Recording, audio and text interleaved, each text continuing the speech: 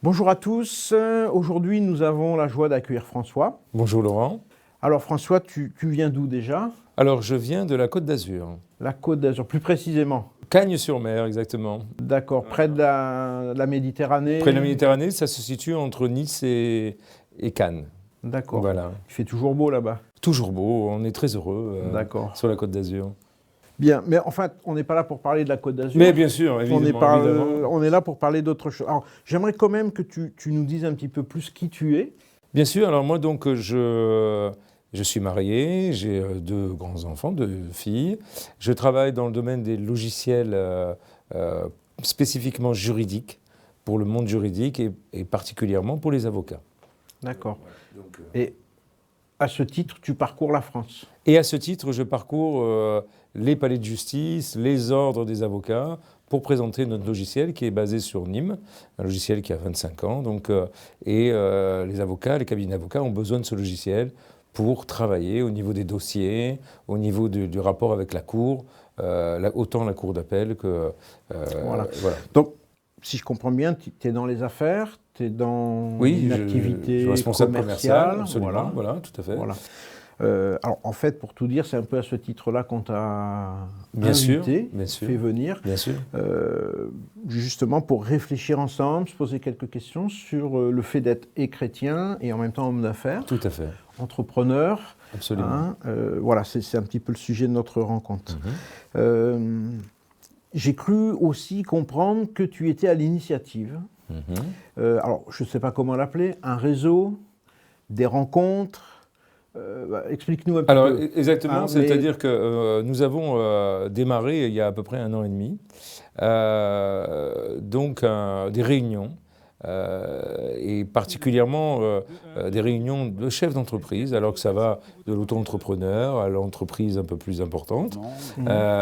Et pour les réunir, on invite des chefs d'entreprise chrétiens, qui... Alors, excuse-moi, mais quand tu dis chrétien, tu mets quoi derrière chrétien? Alors, chrétien, aujourd'hui, on travaille beaucoup avec le monde évangélique, puisque moi-même je suis évangélique, faisant partie des Assemblées de Dieu. Et donc, on a invité donc, des chefs d'entreprise chrétiens évangéliques. Il est possible qu'on puisse un jour inviter du monde catholique, bien sûr, puisque ce sont aussi nos frères.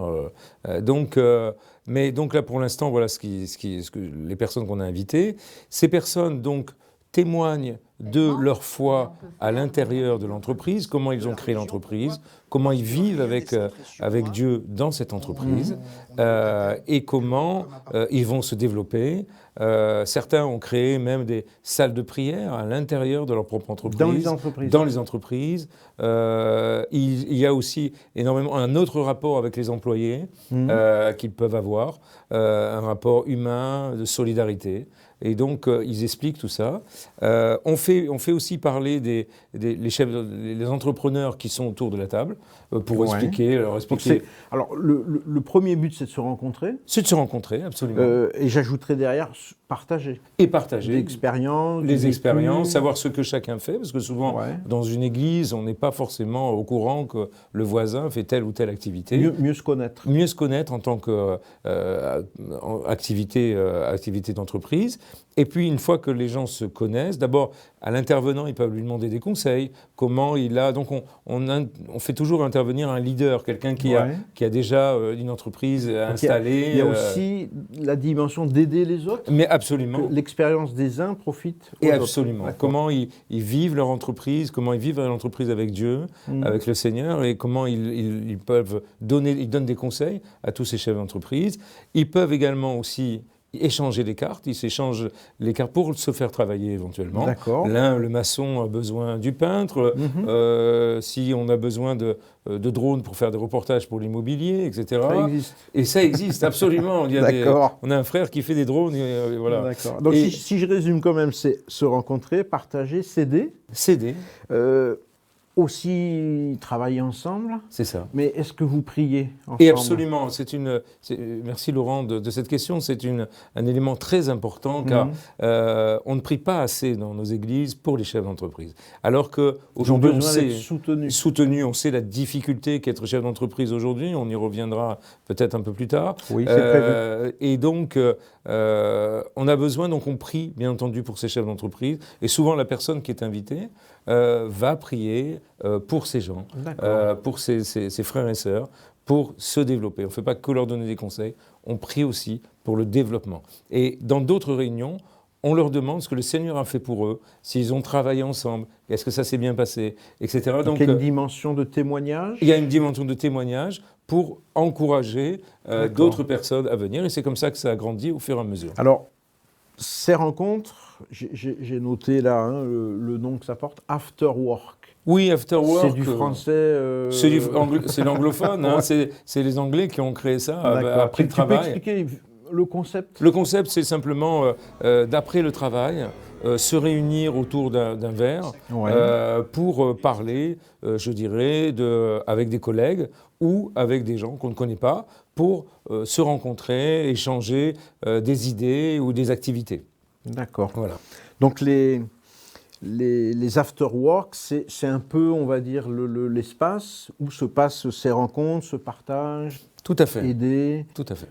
Partager aussi les compétences des uns des autres, se faire travailler et Absolument. prier. Exactement. Alors, dans le cadre des afterwork, bien sûr, on peut prier individuellement parce qu'on n'est pas forcément obligé, on ne va pas prier forcément dans un... Tous ensemble, réunion, voilà. Mais certains peuvent demander la prière pour leur activité, dans les difficultés qu'ils peuvent avoir et rencontrer. On va prier généreusement pour eux, pour qu'ils se développent et que le Seigneur les aide dans leur activité. D'accord. Voilà. Alors, la dernière question, parce que le temps passe, c'est... Est-ce que c'est juste localisé sur la Côte d'Azur ou est-ce qu'éventuellement on peut imaginer que ça se passe ailleurs? Eh bien justement non, d'ailleurs qu'aujourd'hui nous sommes à Bordeaux. Voilà. Et voilà, c'est une très belle ville qu'on a découvert.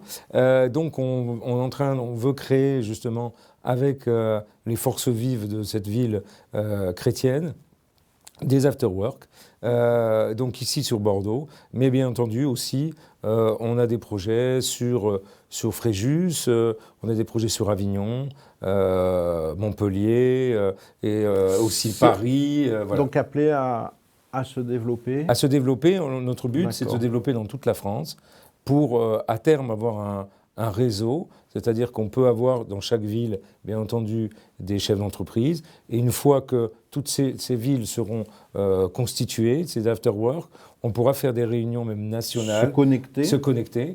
Avec plus on est nombreux et plus on a de force. On peut se connecter pour faire des rassemblements beaucoup plus importants, avec des projets également plus importants. Voilà.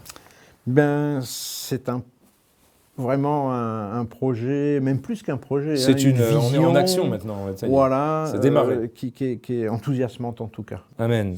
Alors, on te remercie François d'être Merci Laurent de m'avoir invité. D'avoir partagé cela avec nous. On vous dit à très bientôt dans une prochaine émission, parce qu'il y en a une autre qui est prévue quand même, qui toujours dans cette thématique, chef d'entreprise, entrepreneur, chrétien. Absolument. Voilà, donc on vous dit à très bientôt. Merci pour votre attention.